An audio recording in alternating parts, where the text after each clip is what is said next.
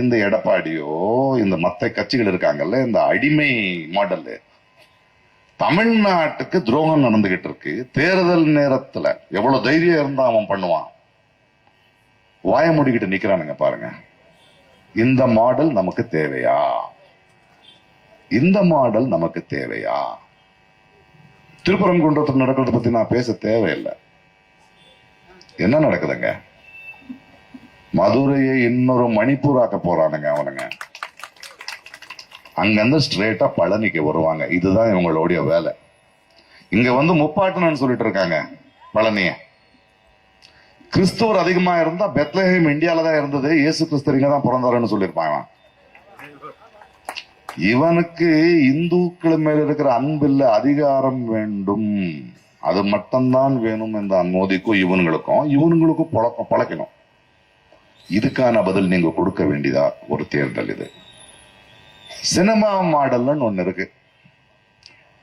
ஒரே சினிமால காசை சம்பாதிச்சிடலாம்ப்பா, பெரிய ஹீரோ ஆயிடலாம், ஸ்டார் ஆயிடலாம். சினிமால ஓகே. ஒரு சினிமாக்குள்ள நீ டாக்டர் ஆகலாம், இன்ஜினியர் ஆகலாம், முதல்வர் கூட ஆகலாம். அரசியல் அப்படியே முதல்வர் ஆயிடுயா நீ?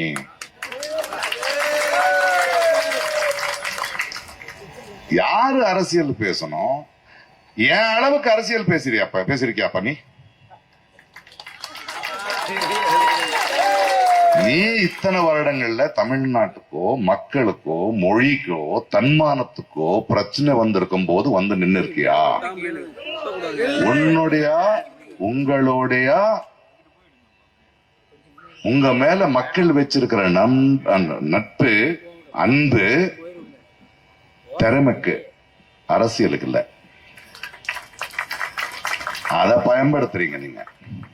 வெயில்ல கியூ நின்று கட் அவுட்ட போட்டு, டிக்கெட்டை போட்டு, வீட்டை பத்தி யோசிக்காம வேலையை விட்டு காட்டின அன்ப இப்போ அரசியல் வரணும்னு அதுக்கு பயன்படுத்துவீங்களா? இந்த பாருங்க, நடிகனுக்கு ரொம்ப பிடிச்சா 3 விரல தொண்டையில விட்டு விசில் அடிக்கலாம், நாட கொடுக்க முடியாது. நாட கொடுக்க கூடாது. அரசியல் வேற, சினிமா வேற. அந்த அன்பு வேற, இந்த அன்பு வேற. அதுக்கு இறங்கணும், பேசணும். சீமான் பரவாயில்லையா, 10 வருஷமா மக்களை பத்தி பேசிக்கிட்டு இருக்காரு. பெரிய பெரிய நடிகர்கள் அப்படியெல்லாம் ஆகாதது.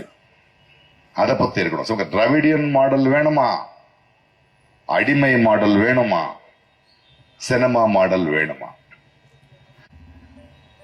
அரசியல் யார பண்ணணும் அங்கிற ஒரு கேள்வியை நான் மக்கள்கிட்ட கேட்கிறேன்.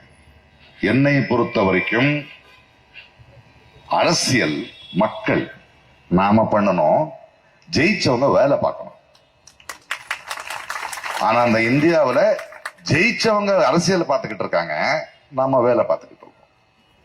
அதை மாத்தணும். நம்ம அரசியல்னா யாரை தேர்ந்தெடுக்கிறோம்? இந்தியாவோட அரசியல் என்ன? இன்னைக்கு எதுக்கு தமிழ்நாடு எதுக்கெல்லாம் நிக்குது? அதுக்கு யாரு, எந்த அணி நம்மளோட நிக்கும், தமிழுக்காக துடிக்கும்? அதை யோசிக்கணும். கடைசியா ஒரே ஒரு வார்த்தை சொல்றேன். இது ஏதோ அதிமுக அணிக்கும் டிஎம்கே அணிக்கும் நடக்கிற தேர்தலா இல்ல. விஜய் சொல்ற மாதிரி டிவிகேக்கோ டிஎம்கேக்கோ நடக்கிற தேர்தலா இல்ல. இது ஒற்றுமைக்கும் பிரிவினைக்கும் நடுவில் நடக்கிற தேர்தல். ஒற்றுமைக்கும் பிரிவினைக்கும் நடக்கிற தேர்தல். தமிழ்நாட்டு மக்கள், தமிழ்நாடு எப்பவுமே இந்தியாவுக்கு ஒரு மாடல்லா நின்று இருக்கு. எதை திணிக்கும் போது ஹிந்தி திணிக்கிட்டோம், நீட்டு திணிக்கிட்டோம், எதிர்த்து நிக்கிறோம். இன்னும் வலுவா நிக்கணும்னா எந்த அணிக்கு ஓட்டு போடணும்னு நீங்க தான் முடிவெடுக்கணும். அரசியல் மக்களான நாங்க செய்ய வேண்டிய நிலைமை வந்தாச்சு.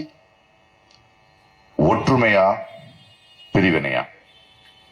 நல்லது நடக்கும். தேங்க்யூ.